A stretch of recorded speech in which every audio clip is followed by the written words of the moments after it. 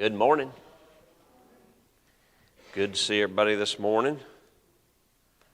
We are in Matthew. We're going to start in Matthew 13. You'll see that in a minute, but that's about where we're at. Before we get started, John, would you lead us in a word of prayer?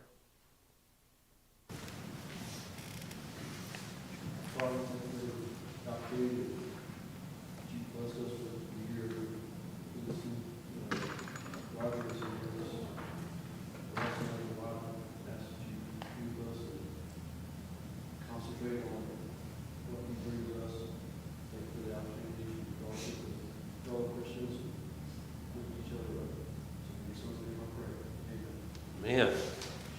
All right, so we're working through our outline on Jesus the Messiah, going through our study in Matthew.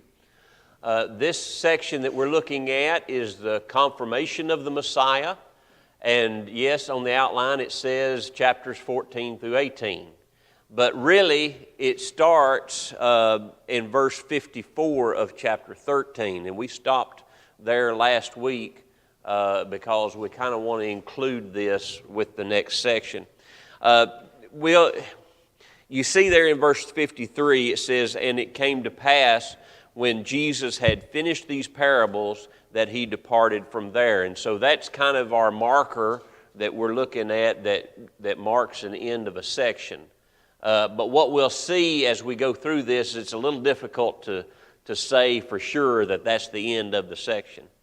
But let's go and let's look through what we've got to deal with here in verses 54 through 58. It says, when he had come to his own country, he taught them in their synagogue, so that they were astonished and said, "Where did this man get this wisdom and these mighty words? Is this not the carpenter's son? Is not his mother called Mary, and his brothers James, Joseph, Simon, and Judas? And his sisters, are they not all with us? Where then did this man get all these things?" So they were offended at him. But Jesus said to them, "A prophet is not without honor except in his own country and in his own house." Now he did not do many mighty works there because of their unbelief. So number one there, what did the people of Jesus' country witness about him?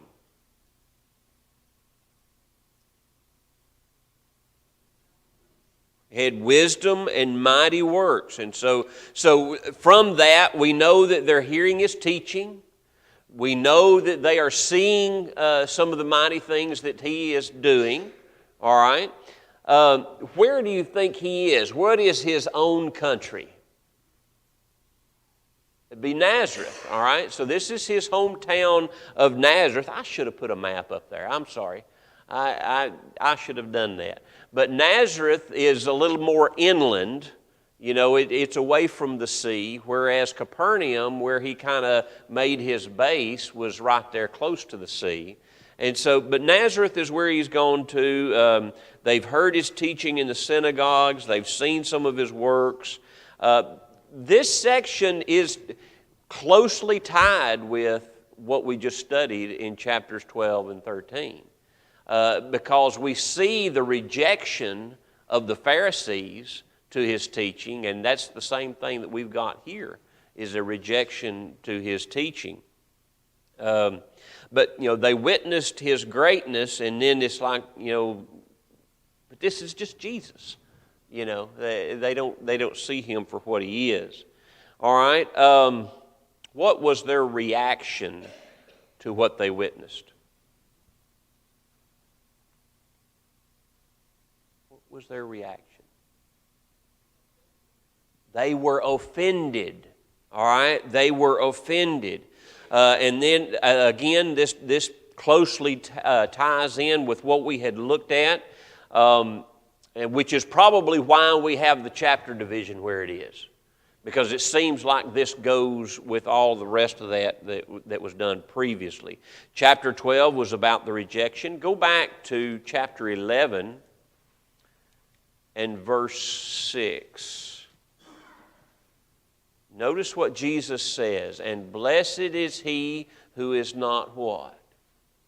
Is not offended because of me. That's the same word that is being used there, same Greek word. The word usually means a stumbling block, something that is put in front of someone that causes them to fall. Okay, that's what the word is talking about. But understand that Jesus is not the cause of their fall. Jesus is a stumbling block, and we have prophecies prophesying about him being a stumbling block. But we need to understand that he is not the cause of the stumbling.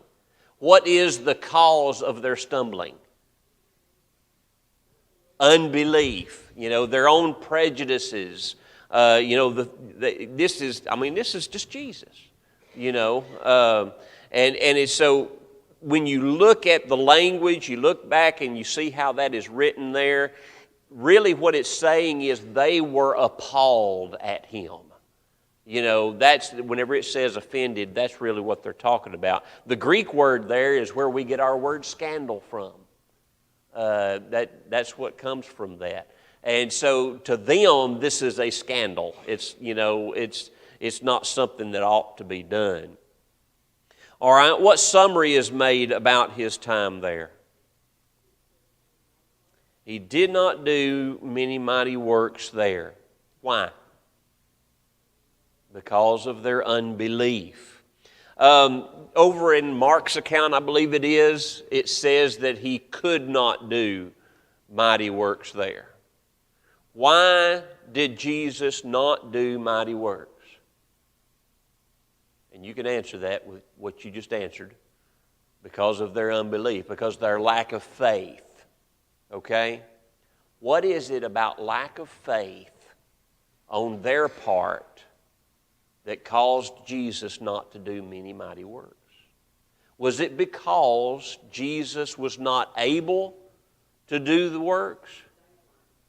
They weren't ready. When you think about what are the mighty works that he is doing primarily? Healing. All right? If the people in his own town don't believe in him, what are they going to do? What are they going to not do? They're not going to come to be healed.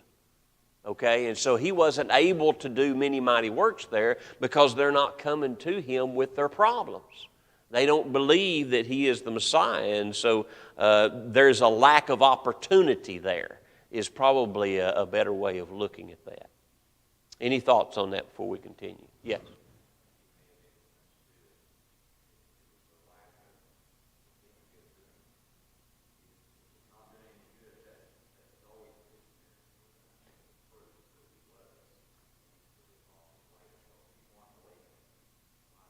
Yeah, that's a good point. The whole purpose of doing the mighty works to begin with is to show that he is from God, and if they're not believing based on the mighty works, then there's not much point in doing it.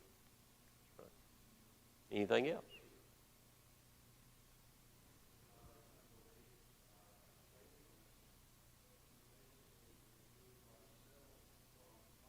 Right.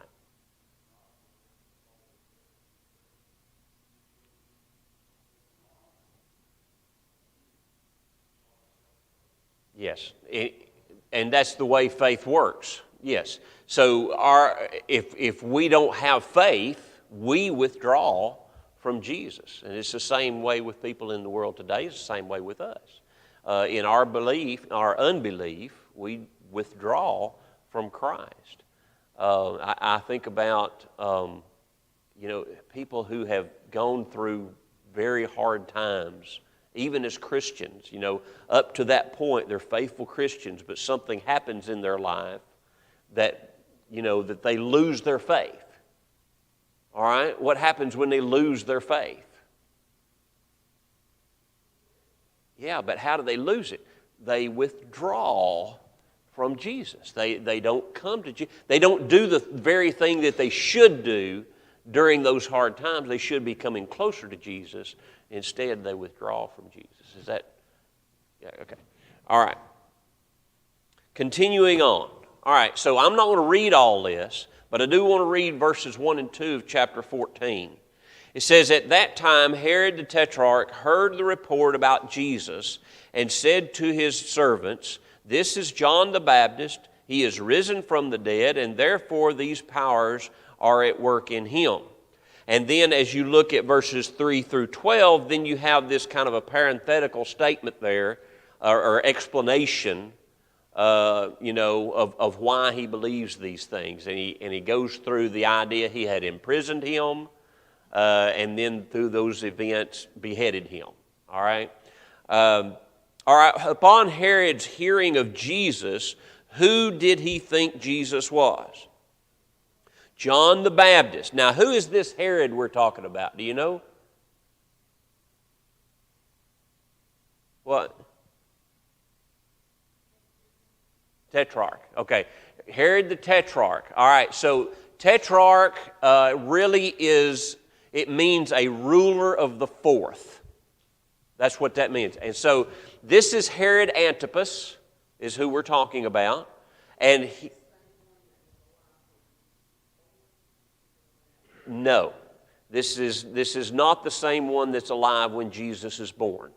It would have been his father who was alive when Jesus was born. And that was Herod the Great. He was Herod over the whole place, basically. All right. Whereas whenever he passed, then rule was kind of split up between his sons. Herod Antipas has rule over the area around Galilee and a little bit south of that. And so it's not really that large of an area that he has rule over. One of the other sons has rule. Matter of fact, whenever Jesus' parents come back from Egypt, Herod the Great had passed. And his son, Herod Archelaus, I think it is, he becomes ruler over the region of Judea and all of that south region. Whereas Herod Antipas is ruler over this small part of this region. Herod Archelaus kind of becomes the ruler in a sense of everything, whereas he's kind of over Herod Antipas and Herod, I believe it's Philip II, maybe. Some of this stuff, it's all kind of up in there. But Herod Antipas is the one that's Herod over this particular region at this time. He is the one who is married to Herodias, the wife that he should not have. Matter of fact, it was his brother Philip's wife. He had imprisoned him, as we talked about a moment ago, and then because of that, that episode with Herodias' daughter dancing and all this stuff, promised her and all of that. You can read about that if you want to look through that. But he beheaded John. He beheaded John, and so John is dead at this point, and that's what I was trying to get to. John is dead at the point that we read verses 1 and 2. He is already dead. Verses 3 through 12 are going back and explaining why he is dead. Okay? So, now, my next question on number 2, why? Why did Herod think that Jesus was John the Baptist? Because of the works that he did. And there's probably more to it than that. Whenever you look at some of the other accounts, you learn that there are others saying that he was John the Baptist as well. And so it may be that he has overheard people saying he's John the Baptist. But when we think about, what did John preach? The coming kingdom. What did Jesus preach? The coming kingdom. And so the message is the same. He's not preaching a different message. The message is the same, but now he has these powers. A common belief at that day and time was that if someone came back from the dead, they would have miraculous powers. They would have supernatural powers. Okay? And I don't know that there was anything to back that reasoning up or anything, but I just know that during that time they kind of had that belief. And so that's what he's thinking. This is the same teaching, so it must be the same person. And here he now has these miraculous gifts. He's risen from the dead.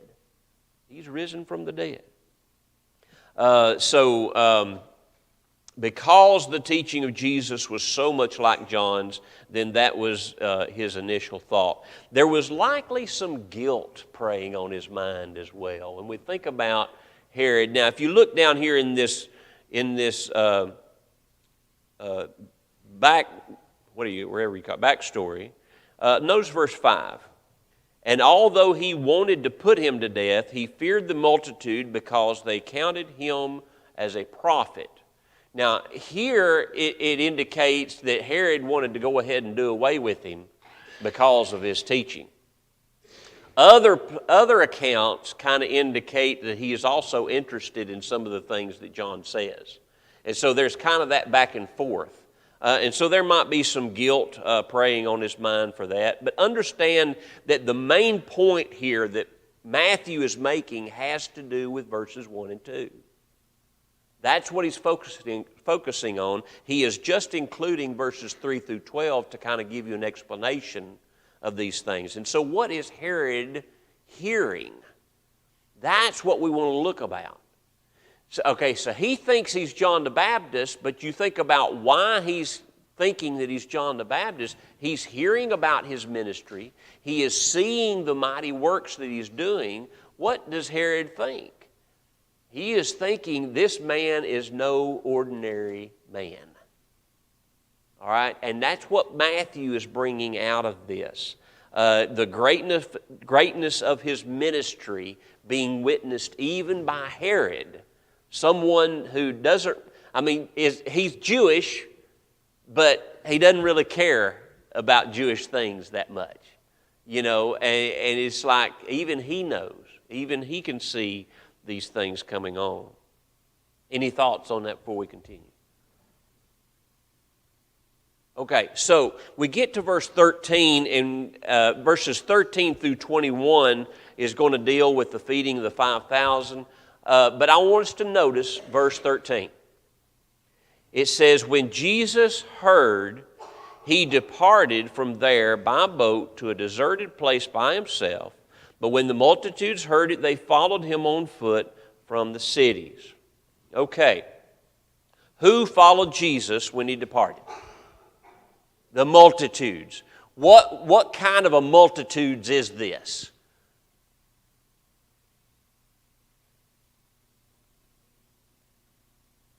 Well, I mean, why would they follow him on foot if they're not believing him? You think about, here Jesus is trying to get away for a little bit, and all these people learn where he's going to, and they kind of come from all directions to where he's at. And so there's some belief. Yes, there's some unbelief too. But it is a crowd that really wants to see Jesus for whatever reason. Here's something that we want to think about. It is difficult to tell whether this is the end of that parenthetical statement or not. When we think about that explanation, and here's the reason why. What does it say at the very beginning of that verse? When Jesus heard. All right? You probably have it in there too. When Jesus heard it. Okay? When Jesus heard what? See, that's where our minds will immediately go because that seems obvious. When he heard about the death of John the Baptist. And that very well could be, I'm saying that's a possibility. It's a possibility that that explanation is continuing through this chapter. However, I don't believe it is. I believe what he's talking about there whenever he says when Jesus heard, he heard what Herod thought of him. Okay? And in the context and the way Matthew is writing this, that seems to be the more likely answer. But it's difficult. You really can't determine that for sure. And so either way, you've either got the end of the parenthetical explanation in verse 12, or it is continuing through this, which makes the timeline hard to figure out. It makes it hard to work with. But Jesus is departing from that place alone, and so that kind of plays into the idea that he heard about the death of John the Baptist, that sort of thing. But we just can't tell from the way that is written. Notice that his disciples in verse 15 came to him in the deserted place. His disciples are not with him going to that deserted place. Okay? If you go and look at the other accounts, Jesus has sent his 12 off in their ministry to do some ministry. And Jesus is alone. Jesus was probably alone going to Nazareth. And we don't know that for sure. Yes?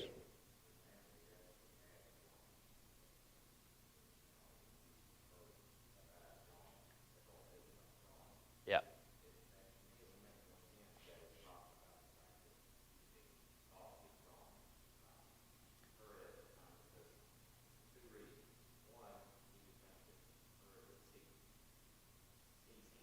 Mm-hmm.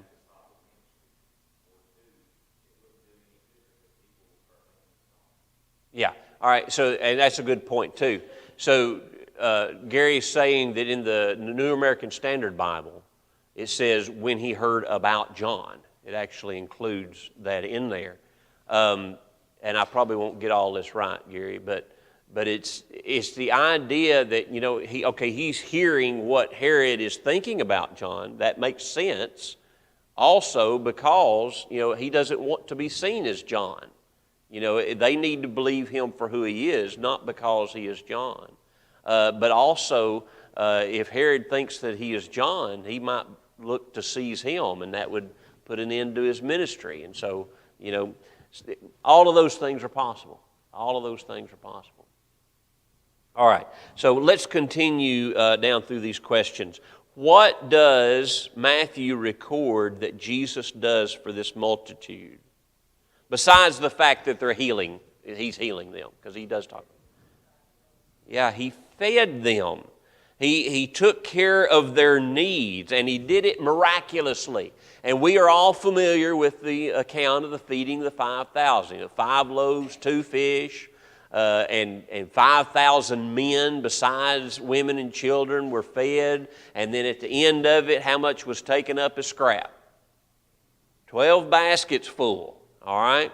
The loaves that we're talking about were probably, small-ish loaves like this, They would be personal size loaves. They wouldn't be necessarily the loaves like we think of today.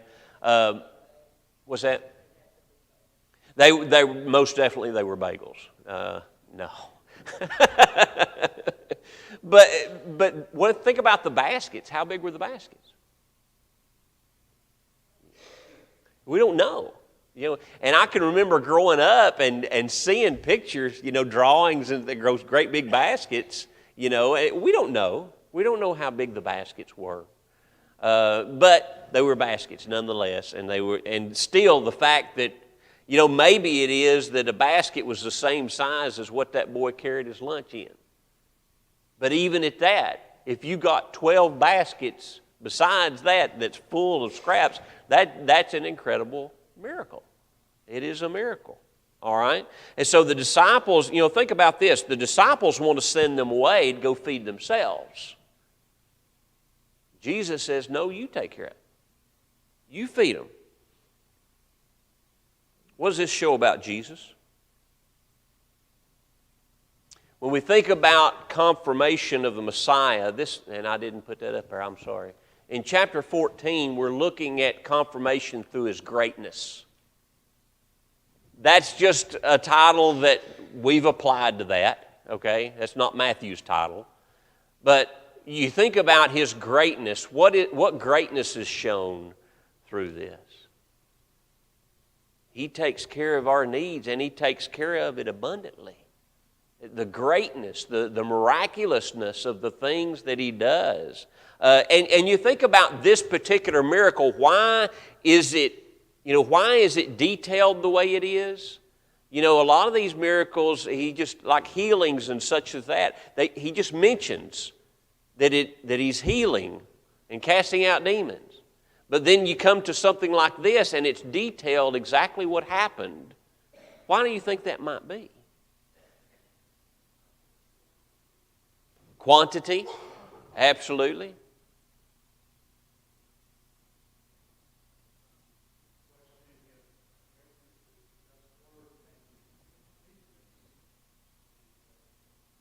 Could be. Could be that completeness is the best word. We're using that greatness for all of chapter 14, and so it's not particular just to this. But think of it this way. How many people were fed? Yeah, 5,000 men, plus women and children. Children, a lot of them old enough to remember this moment for a long time. And for the Jews who are reading this account from Matthew, they could ask around, hey, were any of y'all there whenever this happened? Did any of y'all see this? Were there really 12 baskets left over when it was just that very little, just a boy's lunch? Did that really happen? Do you see why the detail is there? It is so that people will go back and ask, so that they will know that Matthew is writing things that actually did occur. But we see the greatness of his provision in that if we use that title. All right? Well, let's go on. What we got?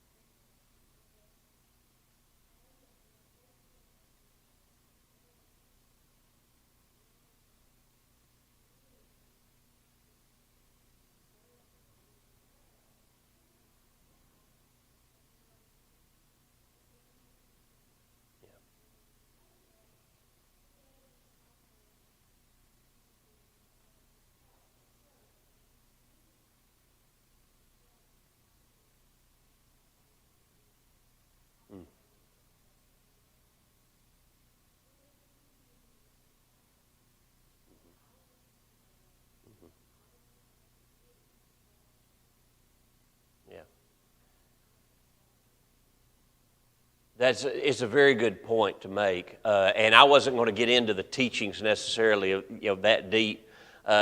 Think about it like this, and I'll explain what she said here in just a moment. This is the only, well, maybe not the only, but this account is in every account of the gospel. All 4 accounts include this feeding of the 5,000. That's important. That's important. And so, yes, it does need to be studied. And what she's talking about is maybe this is a message to his disciples. They wanted to send them away and let them take care of themselves. And Jesus says, no, you feed them. And they didn't have enough to feed them, and so what did he say do? Bring it to me. Bring what you got to me, and I will take care of it. And there is a message in that.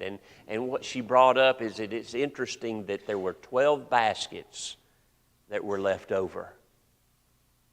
12 baskets of fragments left over. How many apostles were there? 12. And maybe this is not just providing for the people on that day so that they get their fill, but it is also providing for his 12 disciples in the days to come. Do you see that? The greatness of Christ's provision. Yeah, anyhow, yes. We could talk a lot about that episode, but then we wouldn't get to the rest of this. So let's move along here. All right, so verses 22 through 23 is also another familiar episode that we see here.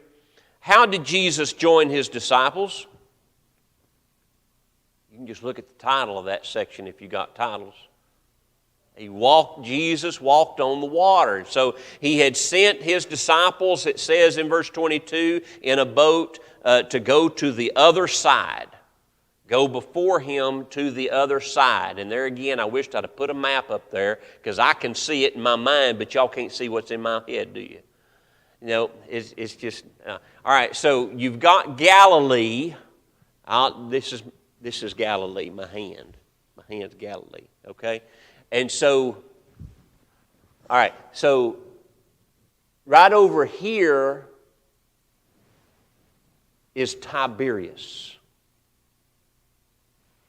Right up here is Bethsaida, which is where he feeds the 5,000. We learned that in other episodes. And then over here is Gennesaret that we're going to get to at the end of the chapter. All right? So my thoughts, my opinion is he gets in a boat in Tiberias to go over here where all the multitudes follow him to Bethsaida. And then it's from Bethsaida that he is sending his disciples over to, across the sea. All right? You got that in your head now? All right, Tiberias, the reason why I say Tiberias is probably is because that was Herod's capital city. And that would make sense that he came from Nazareth to Tiberias and was doing his preaching in Tiberias, and that's the reason why Herod heard about him and all of that episode there at the beginning of the chapter. And then from there he is going to Bethsaida, feeds the 5,000, and he sends his disciples back across the sea. And so here we are in the sea. What made this situation more scary for them? The weather. That's right. The sea was tumultuous. It was, had waves and all of that going on, and then you see somebody out there walking in the middle of it. Would that give you all the creeps? I mean, it would give me the creeps. I think even if the sea was calm and I seen that, it'd give me the creeps. But absolutely. And of course, we know Peter calls for him, say, if it's you, have me come out on the water, all of those things. We know about that story. That's not my purpose for this morning. What happened as a result of Jesus getting into the boat? Immediately, the weather calmed. And the lake, it just got smooth. I don't know whether it was mirror smooth or anything like that, but it just immediately calmed down. What was the response of those in the boat? Look at verse 33. Truly, you are the Son of God. Do you see what Matthew is doing through these different episodes? Building up to the idea that this is the Son of God. It is Him. He is the one. And so the people who are reading Matthew's account are seeing these different evidences as you go along. And now we have people, eyewitnesses, are saying, you are the Son of God. You truly are. Because they are witnessing these things. And so we have that confirmation. And that, again, through His greatness, if we want to look at it that way. All right? What about verses 34 through 36? It says, when they had crossed over, they came to the land of Gennesaret. And when the men of that place recognized Him, they sent out into all that surrounding region, brought to Him all who were sick, and begged Him that they might only touch the hem of His garment, and as many as touched it were made perfectly well.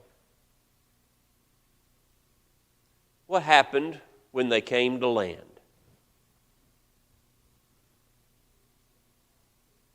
Yeah, basically the same thing happened when He landed in Bethsaida. They heard that He was there and they all came. It is a good possibility that some of those who were fed in Bethsaida are some of the same that are here in Gennesaret. And the reason I say that is because whenever Jesus, dismissed the multitude, they would have left on foot, and some of them may have come from. That's a pretty long way, so it's far-fetched. But it's possible. It's possible some of those were there. And so they are recognizing Him. They know who He is, and they send out word in the surrounding area. Do you see the difference that's happening now? The change in Jesus' ministry. He is becoming well known enough that the people are saying, "Ooh, He's here, He's here." All right? And so He is increasing in His notoriety, I guess you might say. All right? So the faith of the people is what we're seeing here.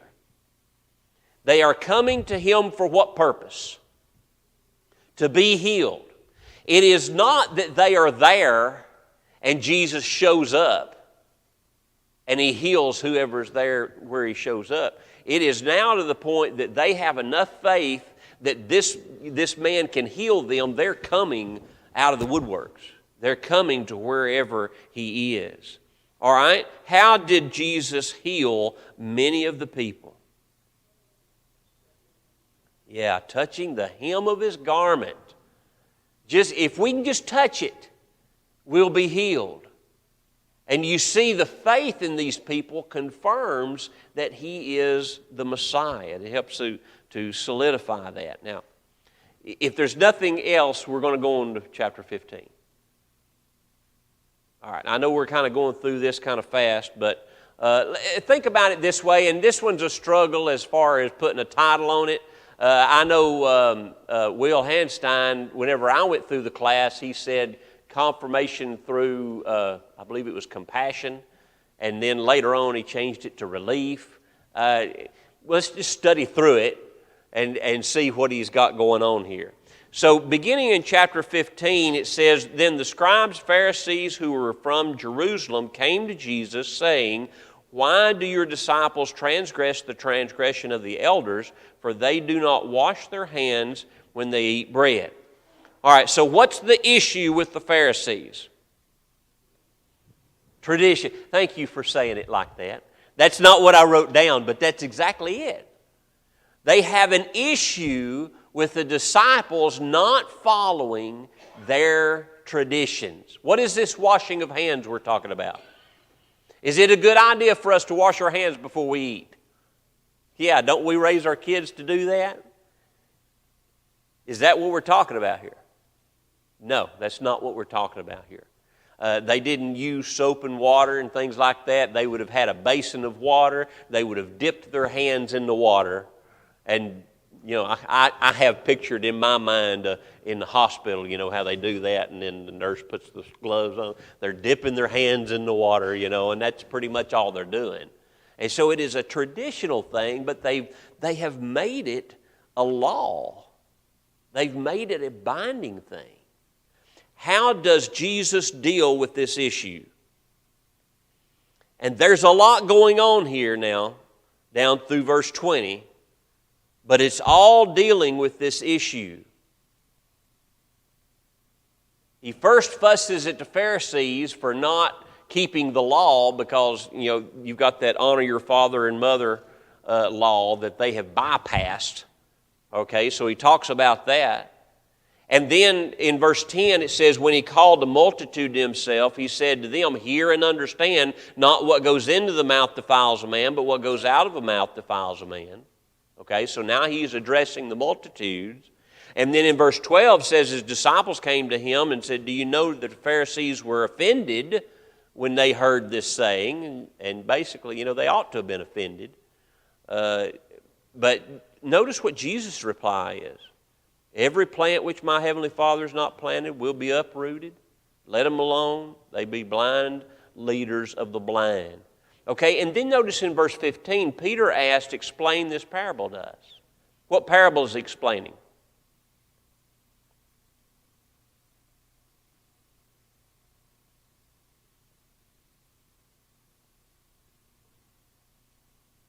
It's verse 11.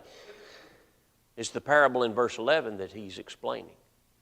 You know, not what goes in the mouth, you know, that sort of thing. And so he explains to them what you eat, what you put in your mouth, it goes through the body and is, you know, it goes out.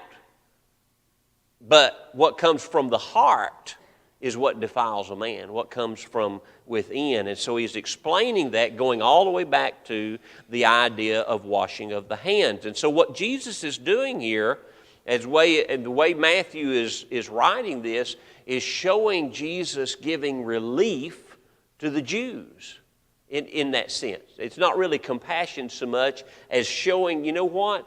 The Pharisees are trying to bind all of these things that are not a part of the law. And we don't have to follow those things. All right? Continuing on, verses 21 through 28, we have this Gentile coming. Jesus departed in verse 21 to Tyre and Sidon. Tyre and Sidon are Gentile countries. Those are not part of the land of Israel. Okay? And so it's obvious there's going to be Gentiles, but that's not why he's going to those places. He's going to those places because there would have been Jews there at this time. All right? So who is this woman? What do we know about her? She's a Canaanite, Gentile. Doesn't say Gentile there, but says she's a Canaanite. Do we know anything else about her? The answer is not really. We don't really know anything. That's what Matthew points out. Matthew points out she is a Canaanite woman. Talks about her illness. You know, she's got a problem to deal with. But Gentiles were not targeted, you know, as far as Jesus' teaching was concerned. But Gentiles were ministered to by Jesus on several occasions. But on this particular occasion, the details are given to us a little bit more, and so there's a reason for that. Second part of that question, what does she say about Jesus? Verse 22. Son of David. What does that mean? Messiah. That's what that's in reference to. This is a Gentile. Not part of the Jewish nation. Not part of the Jewish religion. A Gentile who recognizes who Jesus is. You see what Matthew's doing? Do you see how he is pointing out those people that recognize who he is? Now, how does this confirm Jesus as Messiah? Because he does heal her. How does this confirm him as a Messiah?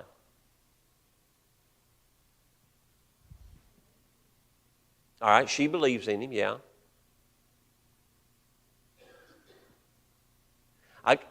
What's that?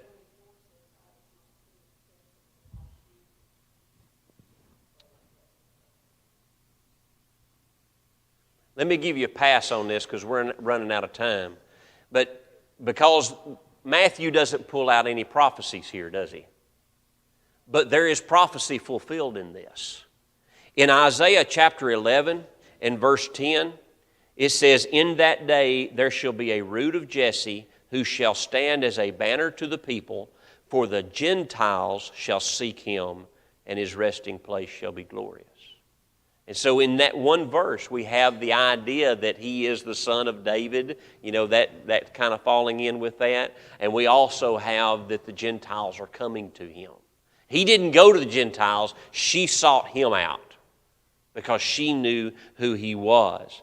And so, you know, the Jews thought of the Messiah as establishing this earthly kingdom that would be conquering the Gentiles. They needed to understand this is not the Messiah you've been waiting for. He is different. He is a compassionate Messiah. Okay, verses 32 through 39. That's the rest of the chapter. We're going to talk about this just a little bit. This is another miraculous feeding that Jesus does. And not all the accounts are recording this, but Matthew records it.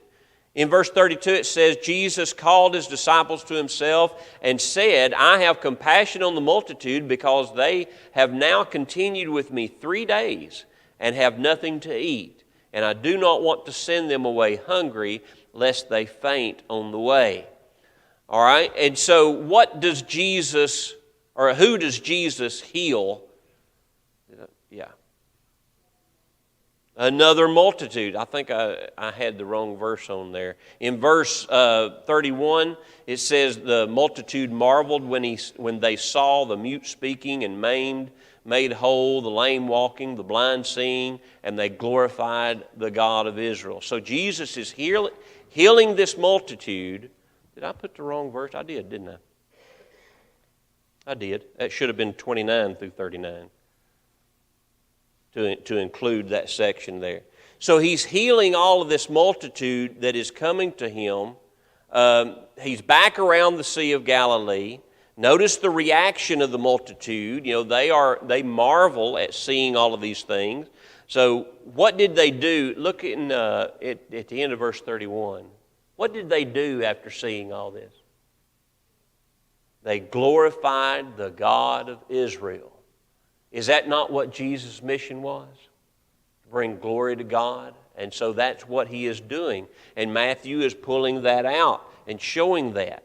All right, what does he do for the multitudes? He feeds them.